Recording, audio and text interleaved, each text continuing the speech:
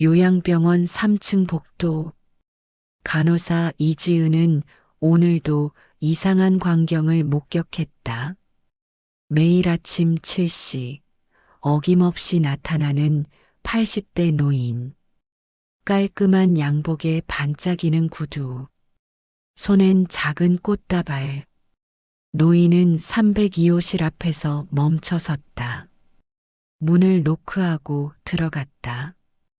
그리고 30분 뒤 나올 때면 얼굴이 환했다.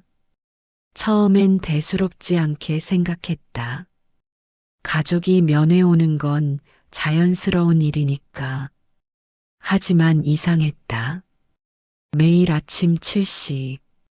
정확히 비가 오나 눈이 오나 한 번도 빠짐없이.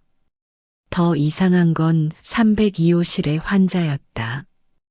중증 치매를 앓고 있는 78세 할머니 박영숙. 가족도 자식도 없다고 기록되어 있었다. 천혜고아 출신으로 평생 혼자 살았다는 기록만 있었다. 그럼 저 남자는 누구지? 지은은 궁금했지만 묻지 않았다. 환자의 사생활이니까. 하지만 일주일, 한 달, 석 달 노인은 하루도 빠짐없이 왔다. 어느 날 지은은 복도에서 노인과 마주쳤다. 안녕하세요. 면회 오셨어요. 노인은 공손히 고개를 숙였다. 내 아내를 보러 왔습니다. 아내. 지은은 깜짝 놀랐다. 환자 기록엔 배우자가 없다고 명시되어 있었다. 혹시 박영숙 환자분이요? 네, 제 아내입니다. 노인의 목소리는 단호했다. 지은은 당황했지만 더 묻지 않았다. 아마 치매 환자의 가족일 거라고 생각했다. 하지만 며칠 뒤 지은은 이상한 장면을 목격했다. 302호실 문틈 사이로 들려오는 소리. 안녕하세요. 저는 김철수라고 합니다. 오늘 처음 뵙네요. 노인의 목소리였다. 그리고 할머니의 목소리. 누구세요? 저는 당신을 사랑하는 사람입니다. 지은은 숨을 죽였다. 뭔가 이상했다. 매일 오는 남편이 왜 매일 자기소개를 하는 걸까? 며칠을 관찰한 끝에 지은은 충격적인 사실을 알게 됐다. 노인 김철수는 매일 아침 302호실에 들어가면서 매번 자기소개를 했다. 안녕하세요. 저는 김철수입니다. 그리고 할머니는 매번 처음 보는 사람처럼 반응했다. 누구시죠? 저는 당신을 사랑하는 사람입니다. 사랑? 저를요? 네, 당신을 사랑합니다. 대화는 항상 이렇게 시작됐다. 지은은 참을 수 없었다. 원장에게 이 사실을 보고했다. 원장님, 302호 환자분 기록 좀 확인해 주세요. 배우자 관계가 이상해요. 원장은 파일을 꺼내 확인했다. 박영숙 환자 천혜고아 출신. 배우자 없음, 자녀 없음. 기록상으론 가족이 없네요. 근데 매일 오는 남자분이 본인이 남편이라고 하세요. 원장은 고개를 갸우뚱했다. 이상하네요. 혹시 사기나 재산 목적은 아닐까요? 그런 것 같진 않은데 매일 꽃을 가져오시고 30분 정도 이야기하시고 가세요.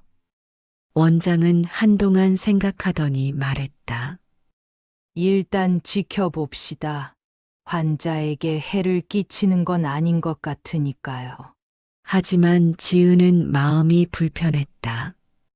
다음 날 아침 지은은 일부러 302호실 근처에서 대기했다. 7시 정각. 노인이 나타났다. 꽃다발을 들고 문을 노크하고 들어갔다. 지은은 몰래 문 근처에서 들었다. 안녕하세요. 저는 김철수라고 합니다. 네, 오늘 처음 뵙는데 당신이 너무 아름다워서 인사드리러 왔어요. 할머니는 웃었다. 저요? 이 나이에 무슨, 나이가 무슨 상관입니까? 당신은 제가 본 사람 중 가장 아름다운 분입니다. 지은은 가슴이 먹먹해졌다. 노인은 매일 똑같은 말을 하고 있었다. 마치 처음 만난 것처럼. 일주일 뒤 지은은 용기를 내서 노인에게 물었다. 저 여쭤봐도 될까요? 환자분과 무슨 관계세요? 노인은 잠시 망설이더니 조용히 대답했다. 제 아내입니다. 근데 기록엔 기록엔 없겠죠. 법적으론 부부가 아니니까요. 지은은 더 물을 수 없었다. 노인은 복도 벤치에 앉으며 말했다. 앉으시겠어요? 이야기 좀 해드릴까요? 지은은 옆에 앉았다. 노인은 먼 곳을 바라보며 이야기를 시작했다. 50년 전이었습니다. 저는 공장에서 일하는 노동자였고, 그 사람은 식당에서 일했죠. 매일 점심을 먹으러 갔는데, 어느 날, 그 사람이 제 앞에 밥을 놓으며 웃었어요. 노인의 목소리는 떨렸다. 그 미소가 제 인생을 바꿨습니다. 저는 매일 그 식당에 갔어요.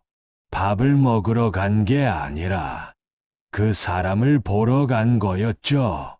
그래서 결혼하신 거예요. 노인은 고개를 저었다. 아닙니다.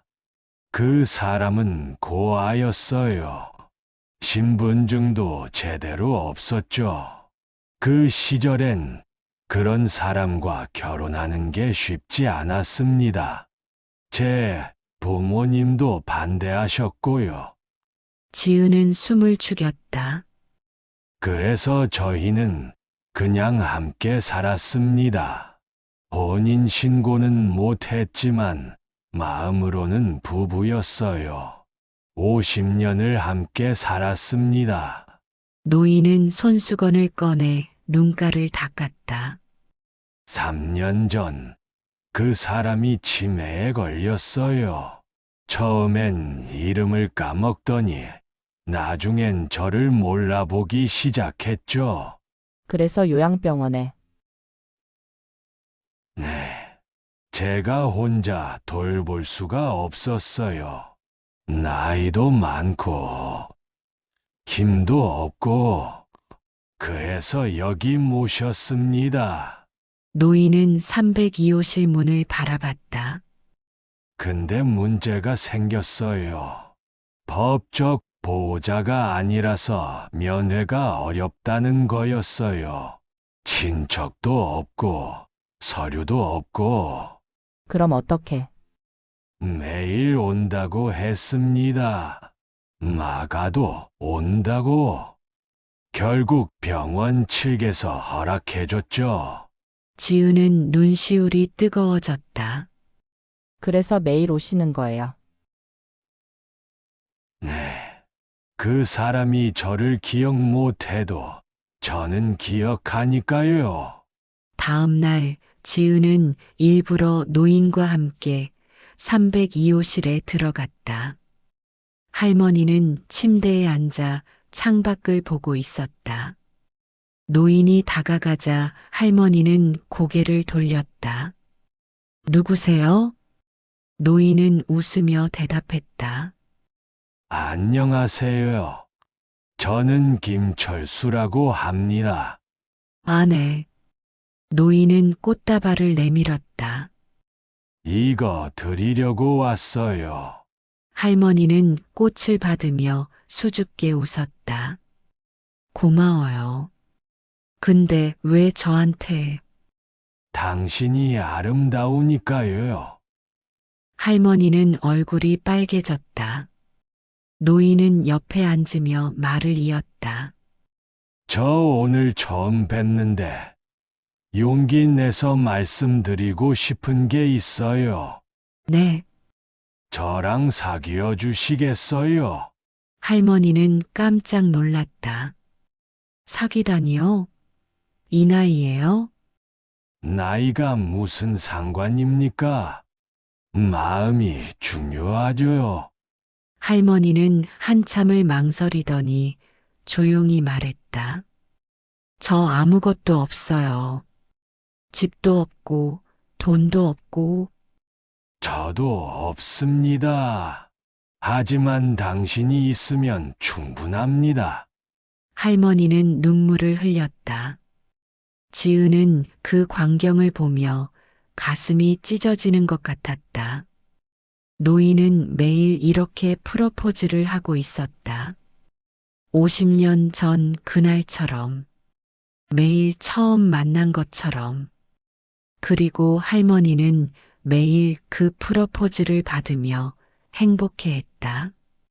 30분 뒤 노인이 나올 때 지은은 물었다.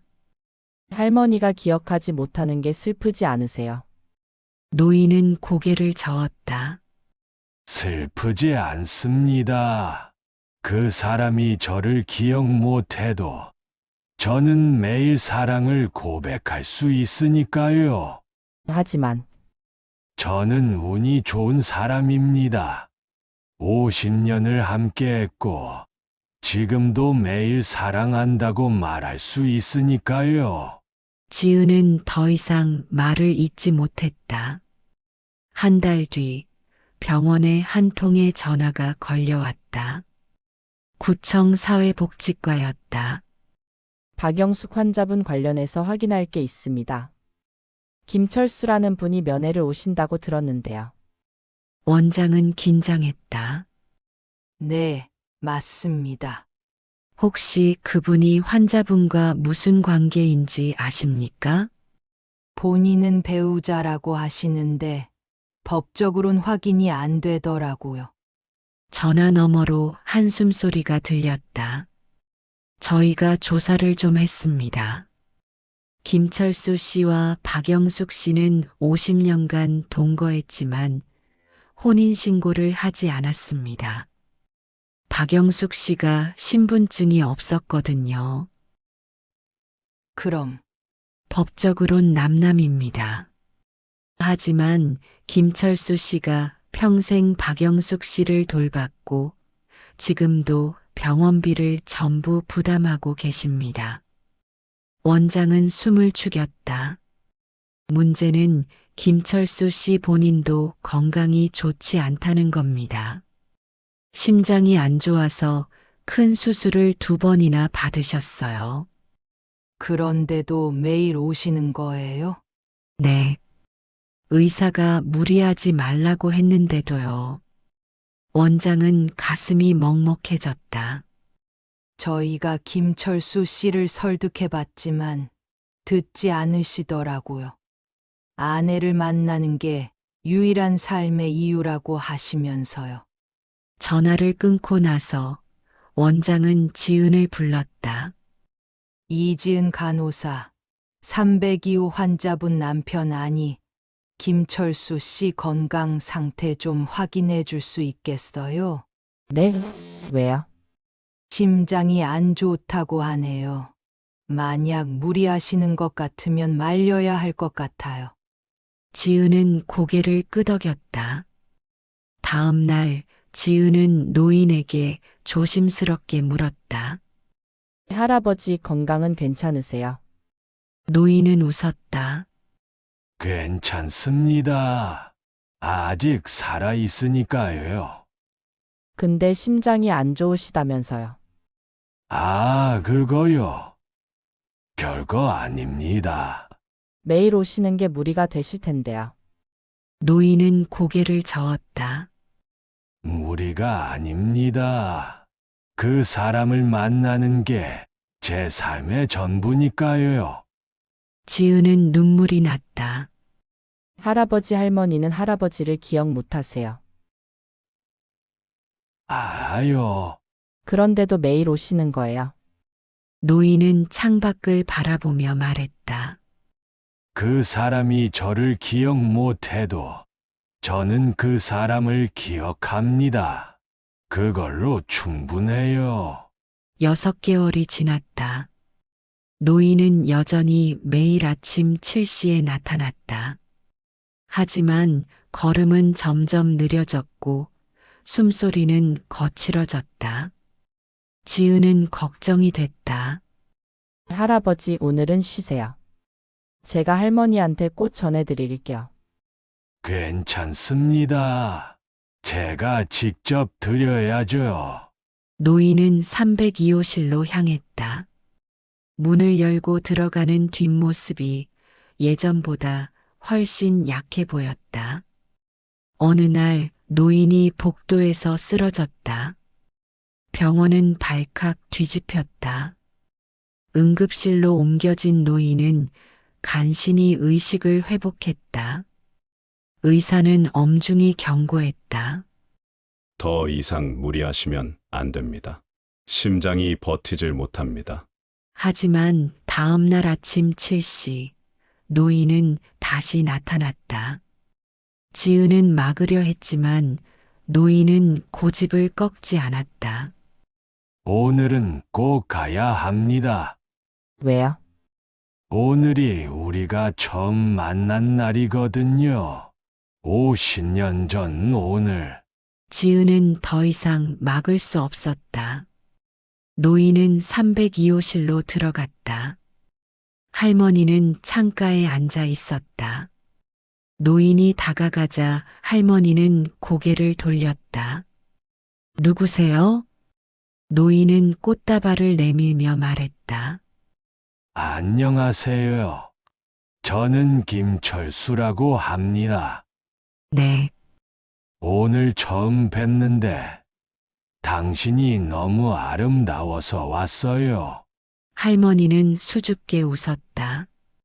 노인은 무릎을 꿇었다. 저와 평생을 함께 해주시겠어요? 할머니는 놀라서 물었다. 평생이요? 네.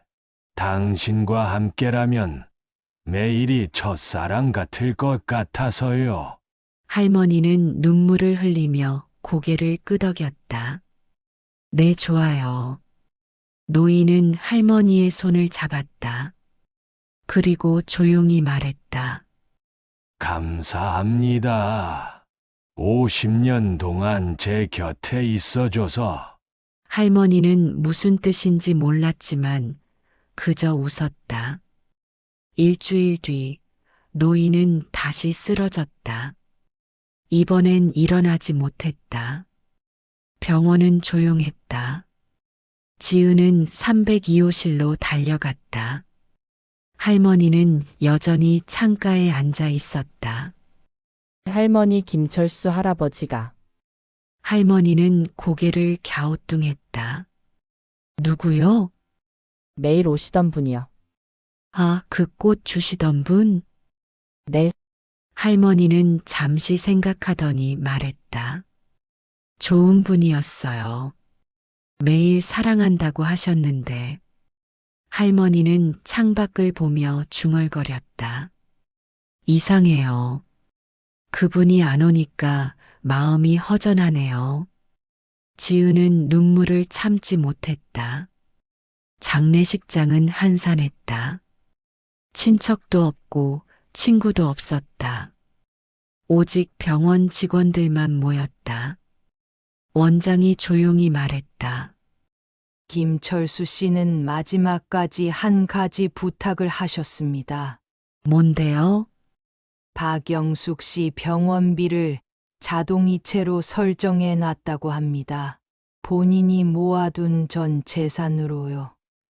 지은은 숨이 막혔다. 그리고 매일 아침 7시에 꽃다발을 302호실에 배달해 달라고 했습니다. 꽃집과 계약도 해놨더라고요. 눈물이 쏟아졌다. 다음 날 아침 7시 302호실 문 앞에 꽃다발이 놓여 있었다. 작은 카드가 붙어 있었다. 당신을 사랑합니다. 김철수. 할머니는 그 꽃을 받아들고 웃었다. 이분 참 좋은 분이에요. 매일 꽃을 주시네. 지은은 옆에서 조용히 말했다. 할머니, 그분이 할머니를 정말 많이 사랑하셨대요. 그래요?